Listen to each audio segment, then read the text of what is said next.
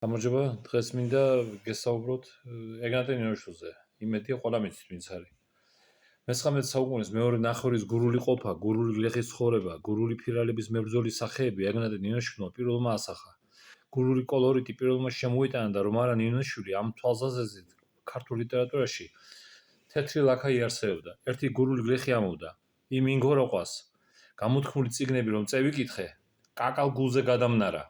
რაო ბეჭედივით წერს იგი დალოცვილი შვილი სოფლის კაცის ცხოვრებას და გაჭირვებას. ასე მგონია, საცხედან ჩემი ამბავი გოუგია და იგი დულწერია მეთქი.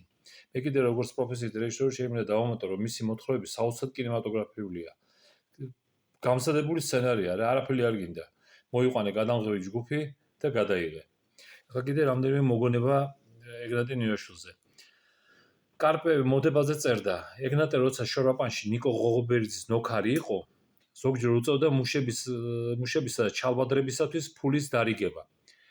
ერთმა მეურნემ ერთხელ აღებული ფულის მეორედ აღება მოინდომა, ესე იგი მოტყუილება უნდოდა რა. რამდენიმე ხნის შემდეგ სალალროსთან მიბრუნდა და ეგნატეს უთხრა: ფული არ მიმიღიო.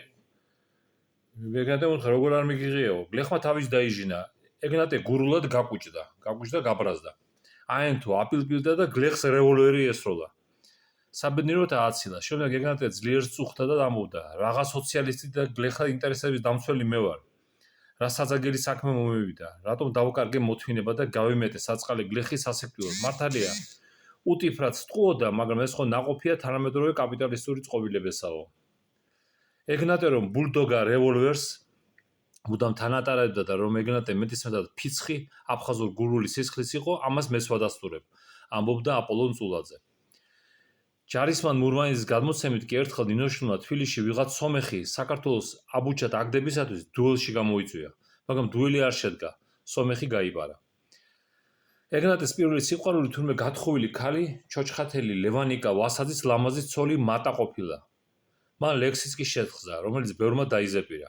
ბუზრა ქვია, იწინკორა, დამეგრულად იხსა კვატა, კაკალ გულზე დამებღატე, ჩემო ჩაკვანძულო მატა. ნამდვილი უყვარდა.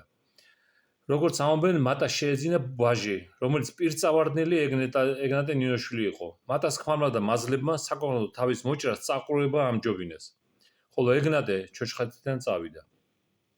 ეგნატე შვილი გვარდიაში მსახურობდა და საქართველოს სომხეთის ომში დაღუპულა. ახლა კიდე ეს ბოლო მოგონება. ეგნატე ნინოშვილის გარდაცვალებასთან დაკავშირებით ვინმე ალექსი ებრალიძე იგონებდა. დუქანში ერთი ვინცხა კონტრაბანდისტი და პოლიციელი შემოვიდნენ საქეებოდ.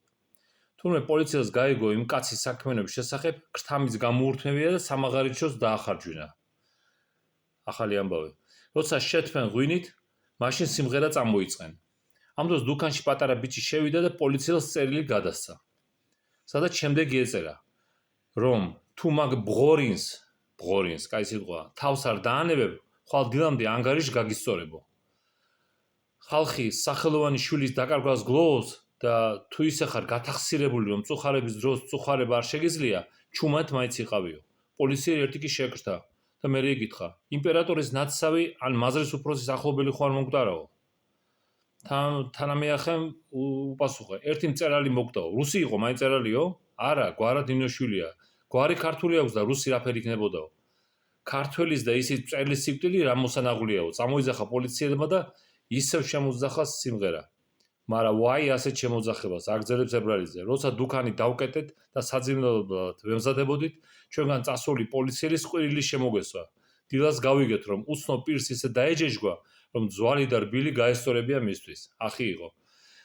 მოგეთ დღეისათვის ეს იყო, კარგად იყავით.